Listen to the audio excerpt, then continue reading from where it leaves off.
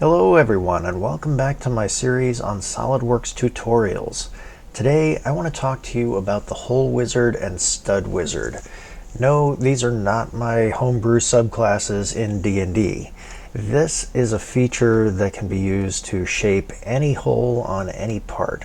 Now this goes way beyond just extruding and cutting through a piece, which you could certainly do with this, and you could make these with extrude cuts and chamfers, but you can do it all in one operation and do all of the holes simultaneously on this. So let me show you what we're looking at. I've got this piece. I have a fresh canvas right here that we can do the exact same thing. And I want to point out that I am now in the standard interface. It is a lot more busy, but I'm switching to this because the hole wizard and stud wizard do not exist in the simplified interface. In order to get to the standard interface, you have to come up here next to Solidworks and open up your toolbar up here. It's under View, Workspace, and if this is checked, you're on the simplified interface, and you just need to have that unchecked. I'm going to come up here and click Sketch, and I can choose any of the planes. In this case, top plane's right there, so I'll go ahead and grab that. And in all my previous videos, I've shown you lines and I've shown you circles. The one I'm going to use this time is a corner rectangle. You have options here. You could do the corner rectangle where you basically click in one corner and then the opposite corner, and it will draw the rectangle. You have the center rectangle. I honestly never used that one, but you can see where it might be useful perhaps if you knew the center point of a piece. 3-point rectangle, you only need to establish 3 of the 4 corners and then it draws the rest. 3-point center, if I use that one very little, I've never even paid attention to that one. I didn't know it existed until now. And then there's the parallelogram. Anyway, I'm going to use corner rectangle. If I snap right here to the orange dot in the middle of the origin, you can see I'm drawing my rectangle. That was just a single click, by the way, onto the origin, and now I can just drag this out and click again wherever I want. I'm going to zoom out a little bit so I've got the room, and you can also see that you're getting measurements in both the X and the Y. I want this to be a 4-inch square plate, so I'm just going to click right there, and we've got our rectangle done. I'm going to click my smart dimension. Just like in previous videos, you can see ones that are already somewhat defined, but some that are not defined at all. And when I click out here, I can just start typing in dimensions. It doesn't matter where you put these dimensions, by the way. They are just for the sketch, so you can do this extrude. Sometimes you'll see me put my dimensions inside the part, especially on larger parts.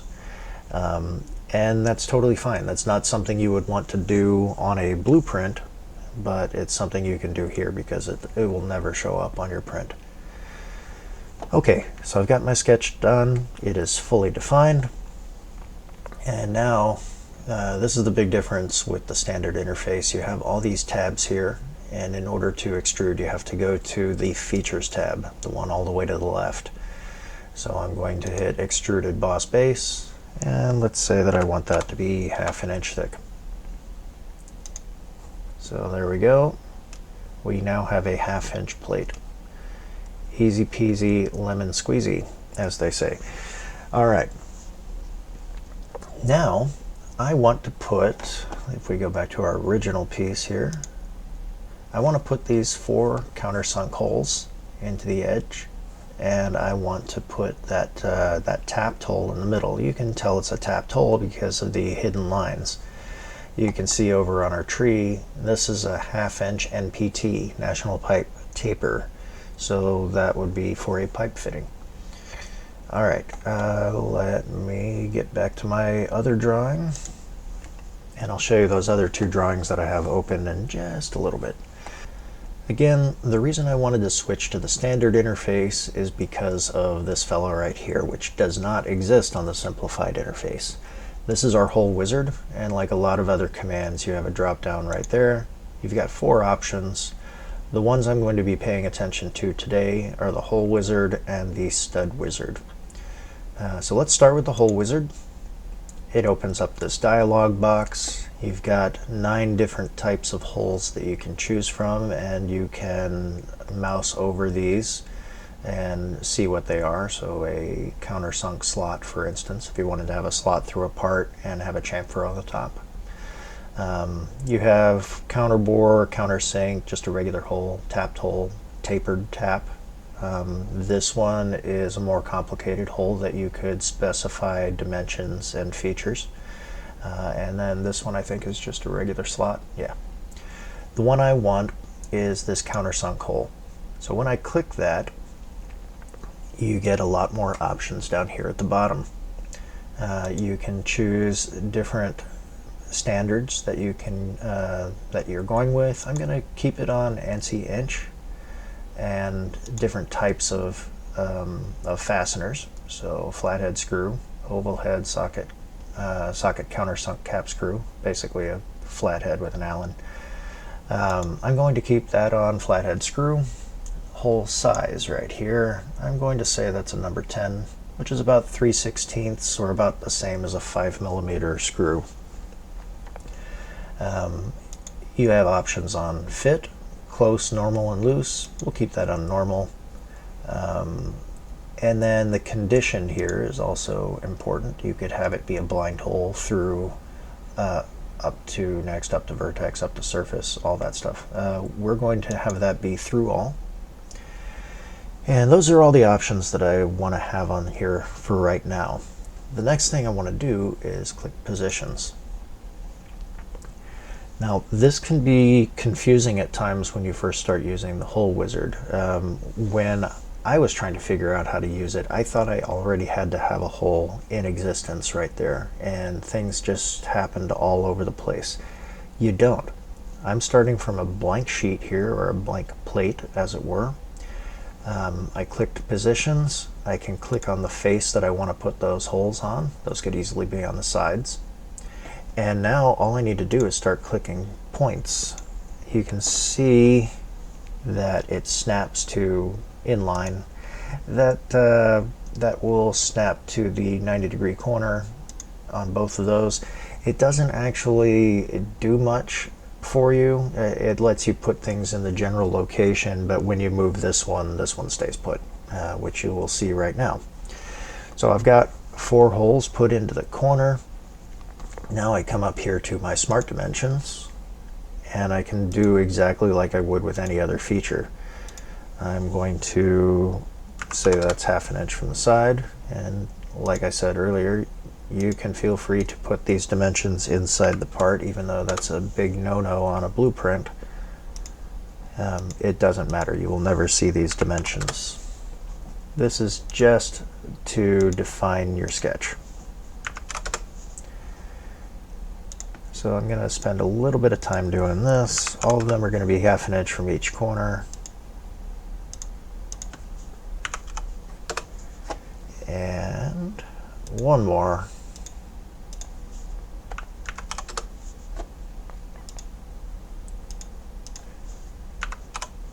There we go. Everything's fully defined now. You can see that the center points of each of these holes is black now instead of blue, so it's fully defined. And I'm noticing that I misclicked. I'm sure some of you have probably been screaming at the screen here. That's no big deal. I can just click that dimension and I can correct it from 0.58 to 0.50, and it just moves the hole for me. Okay, I'm done with dimensions, and I'm actually done with my hole wizard. So now when I click this green check mark, it creates that hole, the entire shape. It actually creates a little sketch along the side that you can see there, and it acts like a revolved cut. So it has all of those shapes already stored in the hole wizard, every shape for every fastener, most fasteners anyway, and you can just choose those points and it will revolve around that point. Let's say instead of a countersunk hole, I wanted to change that into a counterbored hole. I can click the name on the tree, I can click Edit Feature, and then I can choose a different hole type. So if I go with our counterbored hole, you can see a little preview of what it's going to look like, and it looks a little strange right now because it's asking for a binding head screw, which is a very wide, relatively shallow screw head. So you've actually got all of these different options, and probably the most common reason for wanting a counterbored hole would be a socket head cap screw, and that is your typical Allen head, Allen drive screw.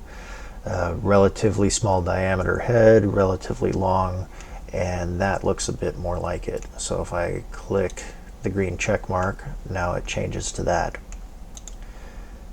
Let's say that I wanted it to instead be something else. We have a tapped hole. You can say bottom tap, straight tap, tapered tap. That would only change the bottom of a blind hole. If you were going all the way through, it won't matter. So I'm going to just say bottoming tapped hole. You can choose whatever size you want. I'm going to just say 3/8 16. You can choose the through condition again. And then when we click this, it will have our larger hole, and this would be the tap drill size for that hole. More importantly, when you make a print from this part, it will have hole callouts saying that these are 3/8 16 tapped holes. Let me go ahead and change back to my countersunk holes and change it back to number 10s. There we go. Everything's the way I want it to be. Now let's do a second hole wizard for that hole in the center.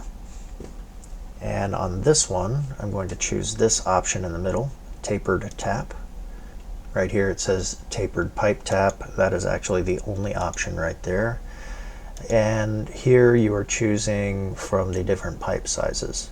These are all standardized, none of which are actually 1/2 inch or 3/8 or whatever. They're all huge. That's because pipe goes off of the inside of the pipe, which, fun fact, is also not 1/2 inch. The imperial system is really wonderful, isn't it? Okay, I'm going to click positions. I'm going to click that face again, and I'm going to click somewhere in the middle, and it gives me a preview of what that hole is going to look like. Now I need to do some smart dimensioning, and from there to that blue underdefined center point, I'm going to just put that right in the middle, which is 2 inches there, and from there to there is also going to be 2 inches.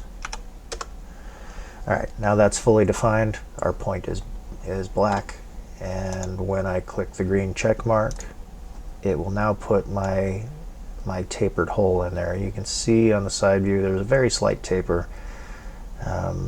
It's only about 1.5 degrees from the center line, so it's not very big.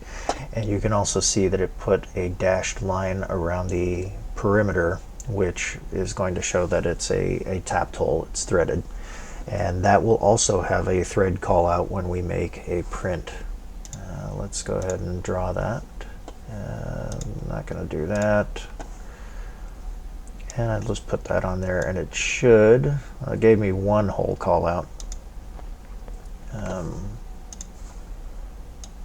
So I can move that around anywhere I want to go. I'll move it up there so the leader comes off the top of the hole. Up here where you would find Smart Dimension, you can also find Hole Callout. This is the annotation tab, by the way. I can click that. I can click any of these other 4 holes. I'll click that fella. And you can see that it says there's 4 times, so there's 4 holes. Every hole that looks like that can be assumed to have the same call out. It goes through all. This is the drill size. If I change my my dimension properties to 3 digits, it will give me a slightly more accurate thing. I happen to know that's a number 7 drill all the way through. The diameter at the top of the countersink will be 390 thousandths by 100 degrees. So that's interesting. That's probably something back in the hole wizard. If I come in here and edit my feature, just like I did before, there's something in here that allows me to change the angle of the countersink. And I think it's it's actually right here. I have it as a flathead screw 100. If I do flathead screw 82, it will change the angle of the countersink. And since I changed it right here, you can see that it actually got a little steeper.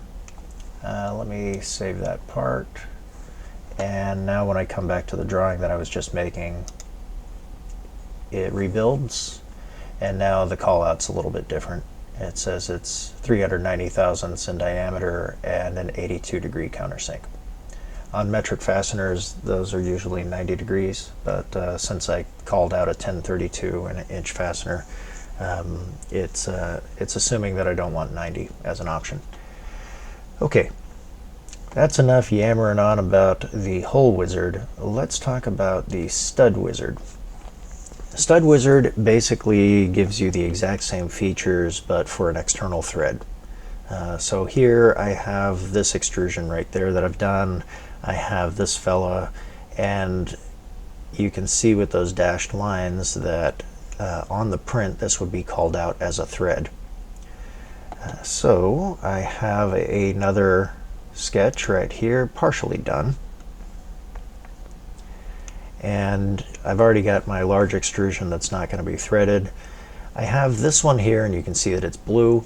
It's not fully defined yet, and I just wanted to keep that there because I wanted to show you you can actually extrude that feature even though it's not fully defined. And I want to extrude that out to 25 millimeters. Now some people get lazy and they just draw geometry and say, yeah, that looks good, and then they extrude everything and they don't actually fully define sketches. That can cause issues later on, but the big one is if you're actually going to have this made and you just have these random dimensions on here. So if we actually edit our sketch and take a look at what that dimension is, that's not actually even showing me. Right now it's a radius of 5.537 millimeters. It's nothing. So I'm going to go ahead and fully define that, and I'm going to say that it's 12 millimeters. And go ahead and click that. So now when I exit my sketch, it will go ahead and extrude it out. It changes your extrusion as well.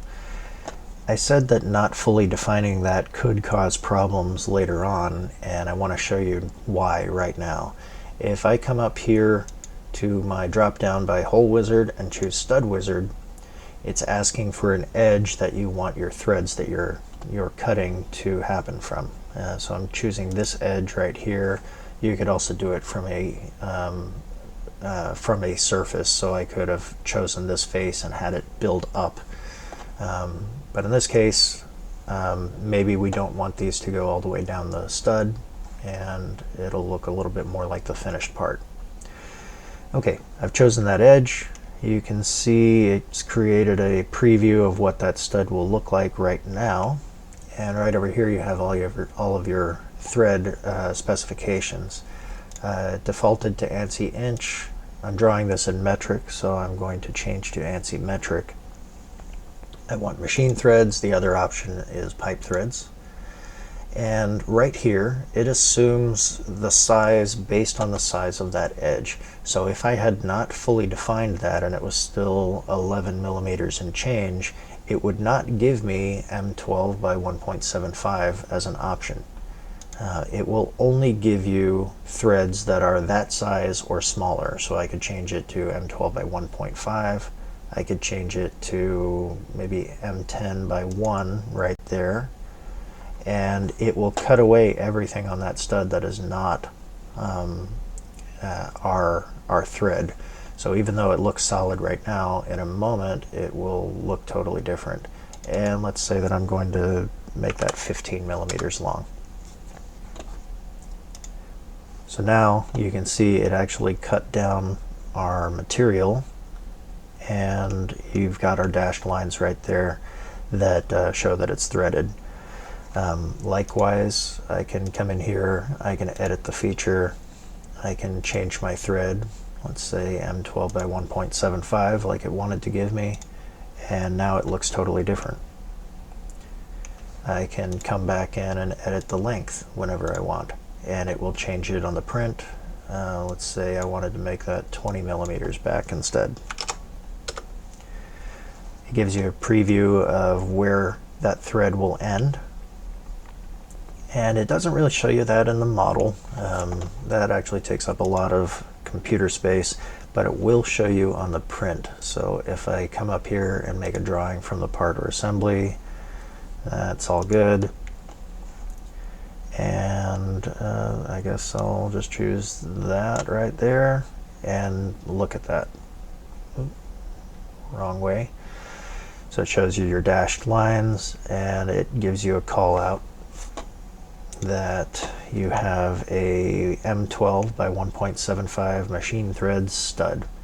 This is really just a fantastic, easy way to get all of your threads and holes showing up correctly when you make your drawing. So really use that hole wizard and stud wizard, not just in your D&D campaigns. Anyway, if you have any questions about this or any other SolidWorks or machining topics, leave those down in the comments below. Thanks for watching, and I'll see you next time.